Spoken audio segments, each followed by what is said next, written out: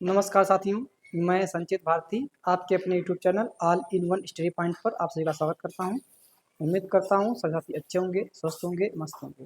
साथियों, ये हमारा जो आज का सेशन है वो सेंसस को लेकर है। आज हम जो 2011 की जनगणना थी उसके बारे में चर्चा करने वाले हैं और उसमें हम देखेंगे कि 2011 की जो जनगणना थी उसमें किस चीज़ के लिए, यानी कह सकते हैं हम, कितनी जनसंख्या वृद्धि दर रही थी, कितनी जनसंख्या रही थी और कितनी कहाँ पे लिंगानुपात है, कितनी साक्षरता है। ये जो भी बातें हैं वो सारी आज हम इस वीडियो में चर्चा करेंगे। और तो शुरू करते हैं आज के इस सेशन को और देखते हैं आगे इसमें हम। पहली बात तो यह है कि जनगणना के बारे में अगर हम पढ़ने जा रहे हैं तो पहले तो यही जान लेते हैं कि जनगणना क्या है। ठीक है, अगर जनगणना की बात की जाए, जनगणना क्या है, तो जनगणना एक निर्दिष्ट समय पर किसी देश, निर्दिष्ट समय पर, ठीक है, यानी जो कि निर्देश के हिसाब से कह सकते हैं, निर्दिष्ट समय पर किसी देश या क्षेत्र में लोगों की संख्या, ठीक है, लोगों की संख्या और उनके बारे में जनसांख्यिकीय, सामाजिक, आर्थिक और सांस्कृतिक विशेषताओं की जानकारी इकट्ठा करने की जो प्रक्रिया है उसको ही हम क्या कहते हैं, उसको हम कहते हैं जनगणना। ठीक है, जनगणना क्या है, यह एक निर्दिष्ट समय पर, यानी एक कह सकते हैं फिक्स समय है, उस समय के अनुसार भैया उसमें एक देश हो या फिर क्षेत्र हो उसके लोगों की गणना की जाती है और साथ ही इनके सामाजिक, आर्थिक और सांस्कृतिक विशेषताओं की जानकारी इकट्ठा की जाती है। ठीक है, तो उसको हम क्या कहते हैं, उसी को हम जनगणना कहते हैं। ठीक है, आगे बात करेंगे, यह प्रक्रिया सरकारी निकाय द्वारा की जाती है। ठीक है, जो जनगणना है ये किसके द्वारा की जाती है, तो ये प्रक्रिया जो है, जो आपकी जनगणना है ये सरकारी निकाय के द्वारा की जाती है और प्रत्येक देश में 10 वर्ष में होती है। कितने वर्षों में होती है ये, तो ये आपकी प्रत्येक 10 वर्षों में की जाती है। ठीक है, जनगणना जो आपकी है वो कब होती है, तो प्रत्येक 10 वर्षों में जनगणना आपकी की जाती है।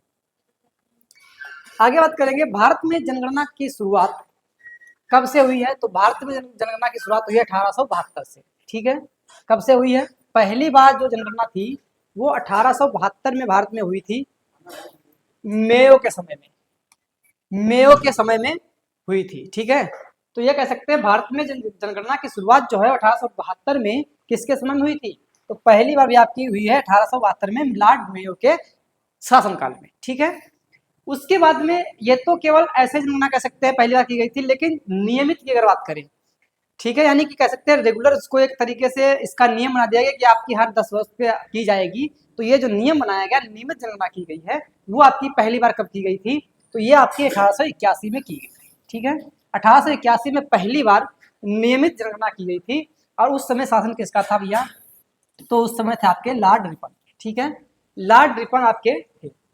उसके बाद में अगर बात की जाए किसी देश की, पार्टिकुलर किसी देश की बात करें और आधुनिक विश्व में, ठीक है, आधुनिक विश्व में जनगणना करने वाला जो देश है, पहला देश है वो कौन है, तो वो है आपका स्वीडन।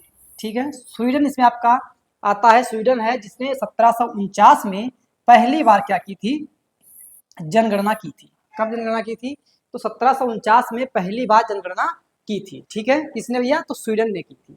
उसके बाद करते हैं अमेरिका की अगर बात करें, तो अमेरिका ने 1790 में 10 की जनगणना की शुरुआत की थी और ये करने वाला पहला देश था। ठीक है, 10 की जनगणना की अगर बात की जाए, यानी 10 सालों में जनगणना की जाती है, जो ये सबसे पहले किसने की है, तो वो सबसे पहले अमेरिका ने की थी और 1790 में की थी। ठीक है, कब की थी, तो अमेरिका ने 1790 में इसको किया था।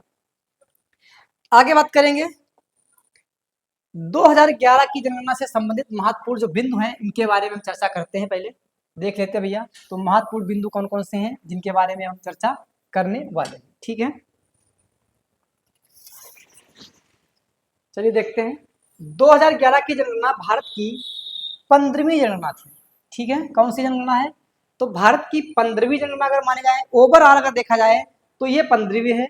और अगर स्वतंत्र भारत की बात की जाए, स्वतंत्र भारत की 7वीं जनगणना है। ठीक है, यानी कि जब 1947 में भारत आजाद हुआ है उसके बाद की अगर बात करें तो आपकी ये जनगणना कौन सी है, तो ये आपकी 7वीं जनगणना थी 2011 की। और अगर ओवरऑल बात की जाए, जब से जनगणना शुरू हुई है तब से देखा था तो ये आपकी 15वीं जनगणना थी। ठीक है, जो आपकी 2021 में जनगणना होने वाली थी, जिसको कह सकते हैं कोविड की समस्या कुछ आ गई थी, जिसके बाद से आपकी पोस्टपोन्ड हो गई थी आपकी जनगणना 2021 की, जो कि अभी तक नहीं हो पाई है, वो जनगणना आपकी 16वीं जनगणना होगी। और अगर वैसे बात की जाए स्वतंत्रता के बाद की बात की जाए तो वो आपकी 8वीं जनगणना होगी, ठीक है। और दूसरी बात ये थी कि वो जनगणना जो थी आपकी वो डिजिटल जनगणना होने की इसमें बात कही गई थी, ठीक है। तो आगे बात करते हैं। 2 फरवरी 2011 को केंद्रीय गृह मंत्री पी चिदम्बरम ने शुभंकर का अनावरण किया था। कब किया था? 2 फरवरी 2011 को जनगणना का जो शुभंकर होता है उसकी इन्होंने क्या किया था? अनावरण किया था। और शुभंकर कौन सा था? तो शुभंकर था आपका प्रगणक शिक्षिका, ठीक है। प्रगणक शिक्षिका जो थी ये इसका शुभंकर था जनगणना 2011 का। इसका कह सकते हैं शुभंकर का अनावरण किसने किया था? तो ये किया था उस समय के गृह मंत्री थे आपके पी चिदम्बरम। इन्होंने क्या किया था? इसका अनावरण किया था, जिसका नाम है प्रगणक शिक्षिका। तो ये कह सकते हैं 2011 की जो जनगणना थी उसका आपका शुभंकर क्या है? तो वो हो जाएगा आपका प्रगणक शिक्षिका, ठीक है। ये है आपकी प्रगणक शिक्षिका, आप देख सकते हैं ये फोटो में, ये है आपकी प्रगणक शिक्षिका जो कि आपकी 2011 की जनगणना की क्या रही है? शुभंकर रही है। और ये है आपके पी चिदम्बरम, केंद्रीय गृह मंत्री पी चिदम्बरम। इन्होंने क्या किया है? ये भी आपको दिख रहा होगा, पर्दा ऐसा हटा हुआ है, तो ये पर्दा हटा के इन्होंने इसका क्या किया था? अनावरण किया था, ठीक है। तो ये है आपकी प्रगणक शिक्षिका जो कि 2011 की जनगणना की क्या है? शुभंकर रही है, और जिसका अनावरण किया था आपके गृह मंत्री पी चिदम्बरम ने, ठीक है। आगे बात करेंगे आदर्श वाक्य की। अगर आदर्श वाक्य की बात करें हम, इसका आदर्श वाक्य क्या रहा था? तो इसका आदर्श वाक्य रहा था हमारी जनगणना हमारा भविष्य, ठीक है। हमारी जनगणना हमारा भविष्य, ये आदर्श वाक्य रहा है 2011 की जनगणना का। इसको हम कह सकते हैं आवर सेंसस आवर फ्यूचर, ठीक है। आवर सेंसस आवर फ्यूचर, या कह सकते हैं हमारी जनगणना हमारा भविष्य, ठीक। 2011 की जनगणना के समय जनगणना आयुक्त कौन थे? जब 2011 में जनगणना हुई है उस समय जनगणना आयुक्त कौन थे? तो वो थे आपके डॉक्टर सी चंद्रमौली, ठीक है। डॉक्टर सी चंद्रमौली जो आपके हैं वो उस समय जनगणना आयुक्त थे 2011 में, जब जनगणना पहले हुई थी 2011 की। 2011 की जनगणना की अनुमानित लागत यानी कितना खर्च आया था इस जनगणना को करने में? तो लगभग में 2200 करोड़ रुपए खर्च हुआ था, ठीक है। कितना खर्च हुआ था? लगभग में 2200 रुपए इस जनगणना को करने में खर्च हुआ था। 2021 की जनगणना 16 भाषाओं में होगी। ये जो आपका बताया गया है 2021 की जनगणना थी आपकी, जो होनी थी आपकी संभावित, वो अभी तक नहीं हो पाई है। अगर कह सकते हैं कि माना जाता है कि ये आपकी जनगणना हो चुकी है लेकिन इसका कोई भी डाटा नहीं आया अभी तक, तो इसलिए इसको हम कह सकते हैं कि अभी नहीं हुई है। तो ये जो आपकी होनी थी जनगणना 2021 की, ये कुल मिला के 16 भाषाओं में होनी थी। कितनी भाषाओं में? तो 16 भाषाओं में इसको करने को कहा गया था 2021 की जनगणना को। 2021 की जनगणना से संबंधित कुछ बातें हैं, इसके बारे में चर्चा कर लेते हैं।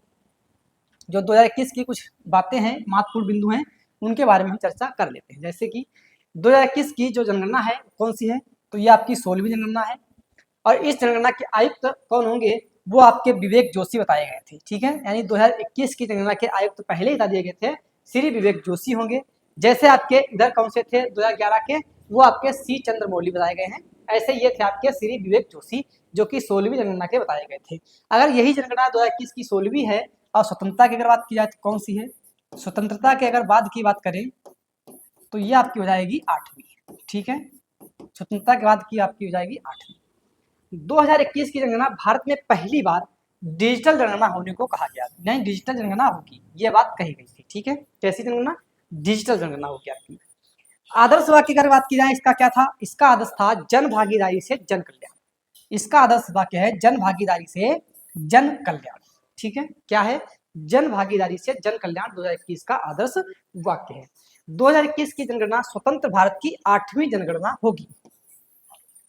स्वतंत्र भारत की आप बता भी चुके हैं कौन सी होगी, तो स्वतंत्र भारत की 8वीं जनगणना होगी। और ओवरऑल कौन सी होगी? तो 16वीं होगी।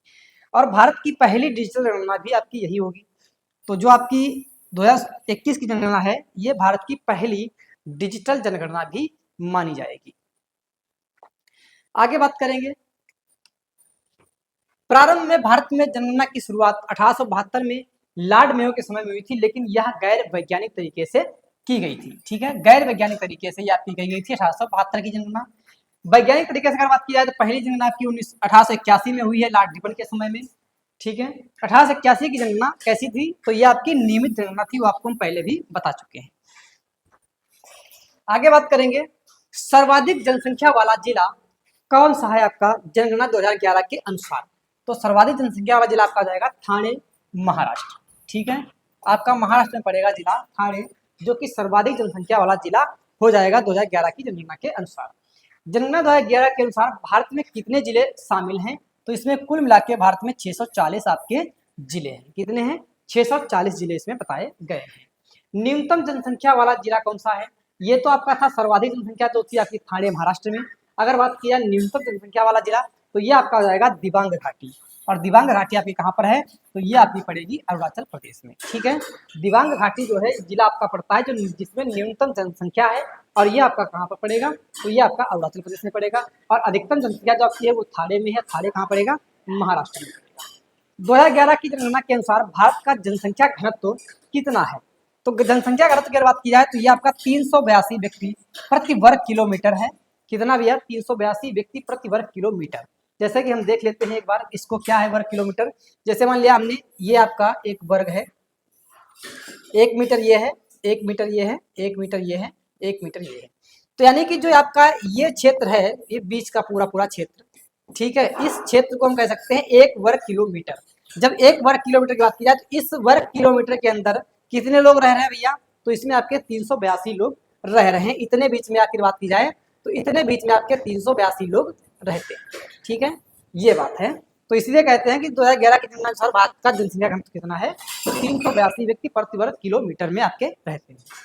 अगर बिहार का जनसंख्या घनत्व पूछ दे, ये तो भारत का है 382, अगर बिहार का पूछ दे कितना है, तो बिहार का है आपका 1102 व्यक्ति प्रति वर्ग किलोमीटर। यानी जितने स्पेस में पूरे भारत में लोग 382 रहते हैं औसत के हिसाब से देखा जाए, तो उतने ही बीच में यानी उतनी ही स्पेस में केवल 1102 लोग रहते हैं बिहार में। ठीक है, यानी कि कह सकते हैं बिहार में ज्यादा, कम जगह में ज्यादा लोग रहते हैं। ठीक है, कम जगह में ज्यादा लोग रहते हैं।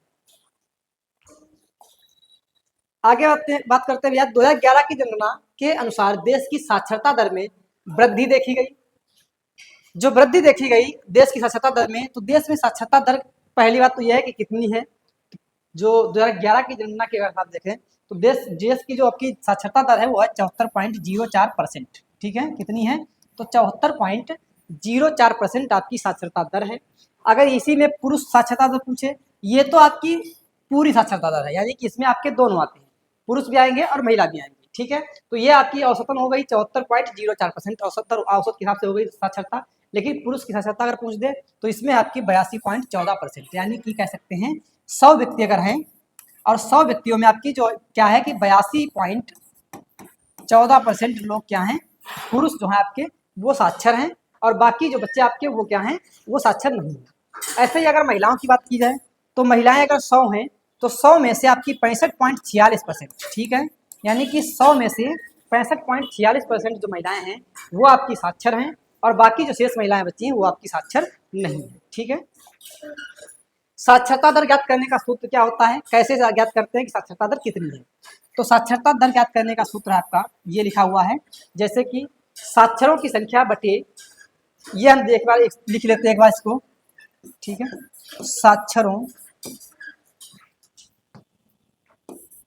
साक्षरता दर।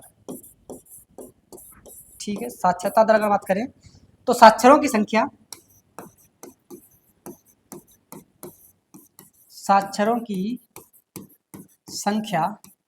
बटे 7 प्लस, यानी 7 प्लस आयु के, 7 प्लस आयु वाली संख्या गुणे 100। ठीक है, तो ये है आपका साक्षरता दर निकालने का फार्मूला। ठीक है, इससे क्या निकालते हैं? साक्षरता दर निकालते हैं। जैसे कि साक्षरों की संख्या मान लेते हैं, जो भी संख्या मान ली जाए, और उसमें क्या होगा कि साक्षर जो व्यक्ति हैं उनमें से देखा जाएगा कि 7 प्लस आयु के लोग कितने हैं। जो 7 प्लस आयु के मतलब जैसे कि कोई बच्चा उसमें 7 से कम आयु का अगर बच्चा है तो वो उसमें नहीं जोड़ा जाएगा। 7 वर्ष से ऊपर के जो लोग हैं उनकी संख्या साक्षरों की करके उनको गुणे 100 करके उनको क्या कर दिया जाएगा? भाग कर दिया जाएगा, फिर उनकी साक्षरता दर निकाल ली जाती है। ठीक है, ये बात है।